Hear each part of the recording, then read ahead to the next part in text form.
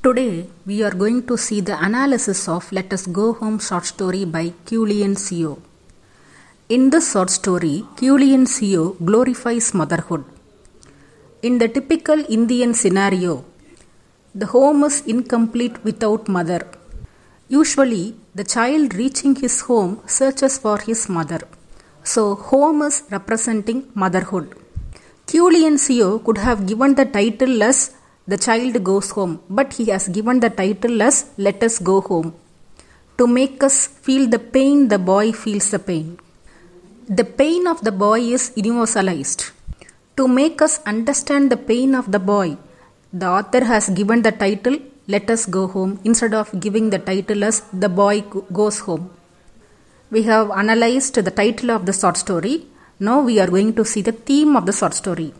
This short story deals with how a boy forgets the death of his mother and goes to his school and returns to the mother's home when the school time is over.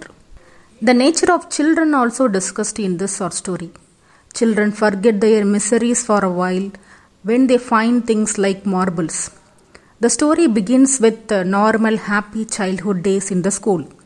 The boy's desire for the Saturday and running towards home when the bell rings, everything shows typical normal childhood days. In this short story, the author has stressed that the other children are very happy with horse riding, ice cream and going to the pictures, but our protagonist, the child, wishes to spend time with his mother only. He finds pleasure in gardening with his mother.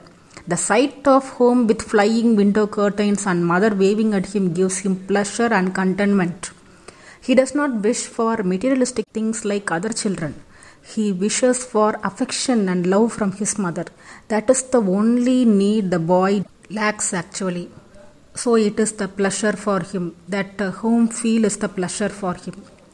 The other boys, Ned, Ram, Peter and Gopal, could have stopped him going towards his home, but instead they allowed him to go to his home and experience pain. Innocently they did it, but the boy has to undergo the pain. And then the boy's happiness is reflected through nature. The entire nature rejoices when the boy is happy. So the author has shown the boy's happiness through nature. The happy mood of the boy changes when he goes near his home. The bird chirping in a tree faded away. Everything is quieter and stranger. When he was with his mother, he watered the plants in the garden, but now the plants are drooping pathetically. Next, the writer gives some contrastive pictures to intensify the sorrow. The appearance of the house then and now, the behavior of the teachers then and now, the mood of the boy then and now. So, the writer has given some contrastive pictures to intensify the sorrow. The end of the short story takes a sharp turn. The boy's happiness is described well, but everything turns out to be a dream when the boy comes near his house. It sounds like Dream Children A Reverie by Charles Lamb, but the pain is deepened with the portrayal of the child experiencing pain of losing his mother. The child's loss of mother at the tender age is more painful than any other loss.